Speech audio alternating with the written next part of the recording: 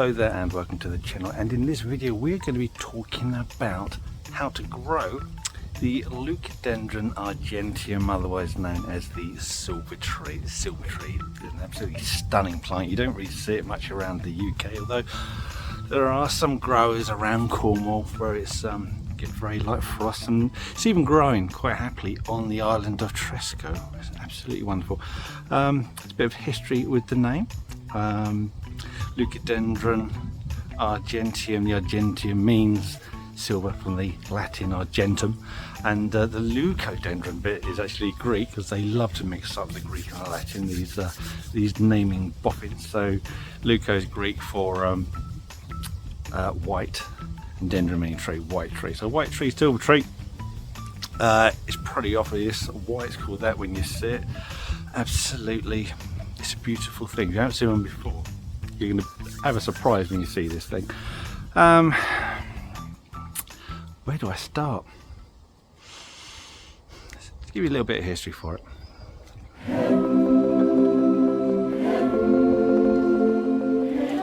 It's native to South Africa, more specifically the Fynbos region, and really it's pretty much only really found around, well, its native populations are found around Cape Town. There are a few other smaller populations around, which I think all people believe they're there because it used to be widely planted in the 1700s and the 1800s for firewood.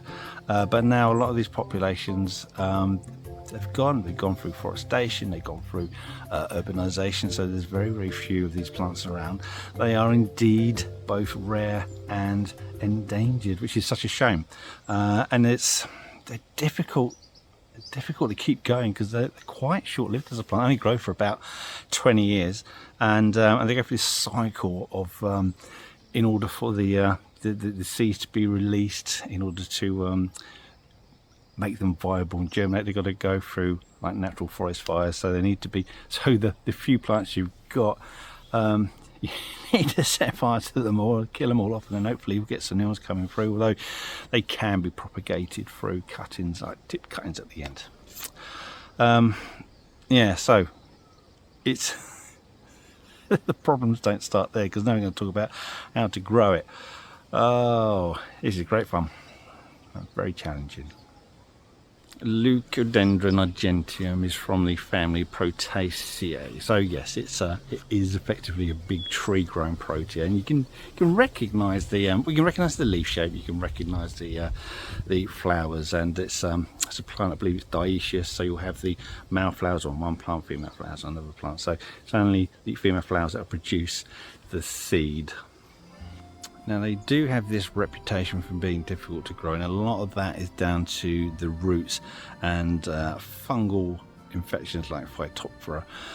They do not like the roots being disturbed, they do not like being potted on, they don't like mulch being forked in the top. You want to keep well away from the drip line. The drip line is where you have a tree and you got the edges of the canopy tree where when it rains and the water drips down at the edge.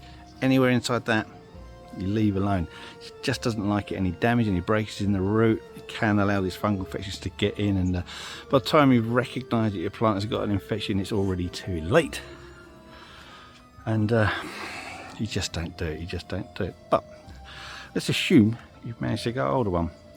How do you look after it?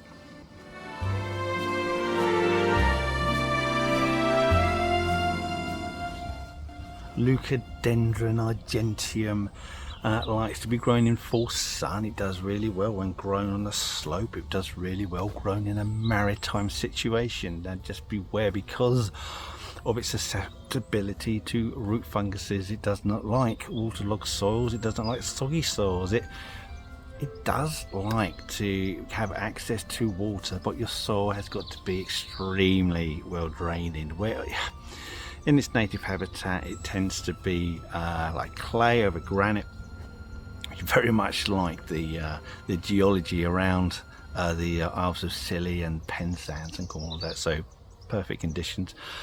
It doesn't like heavy doses of fertilizer. It doesn't like chemical fertilizers.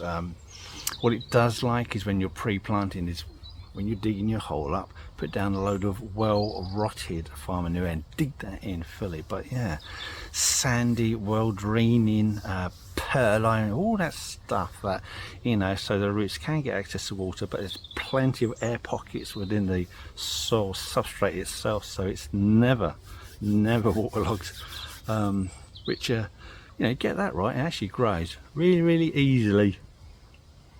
It likes good air circulation around it itself. It doesn't like still air. It likes the soil to be slightly acidic. It doesn't want it to get too hot.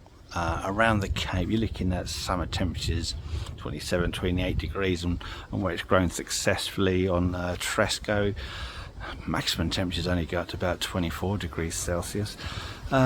Doesn't like it getting too cold either. It's not fussy, this thing. Doesn't like getting too cold.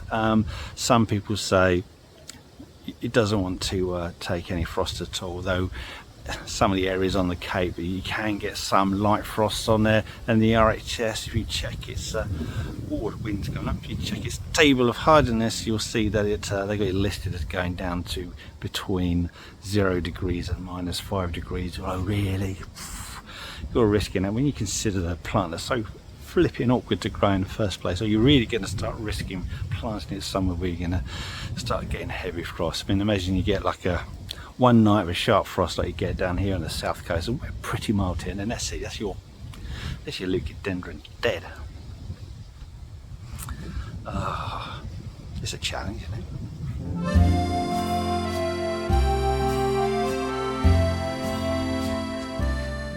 So let's be honest, you're not going to be able to grow these everywhere. Don't see them grown in the UK. Well, if you include the Isles of Scilly as the UK, but UK mainland. You don't see it grown on the UK mainland, although I imagine you could probably grow it on that Cornwall, the peninsula lands and around there. You could grow it there. I imagine there's areas in France, you know, nearer the south, you know, on the west coast, you can probably grow it around there.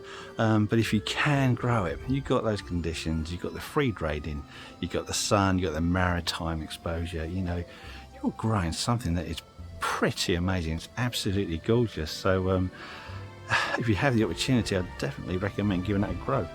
Anyway, that's your time to add anything you'd like to in the comments. I would like to know your best tips, your experience in growing Leucadendron argentuem. I want you to put it in the comments, because we'd love to hear from you and get that information shared out for those of you who do want to give it a go. I think that's it. Anyway, before I go, there's one thing I'd like to ask you from me. It's from the past. I'm going to go this way.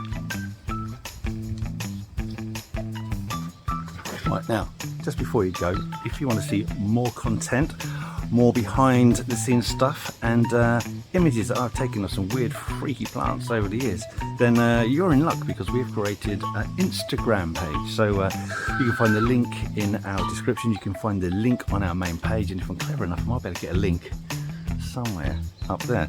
Anyway, thank you for watching, and if you want to see more YouTube stuff, then check out this video here. That's quite a good one.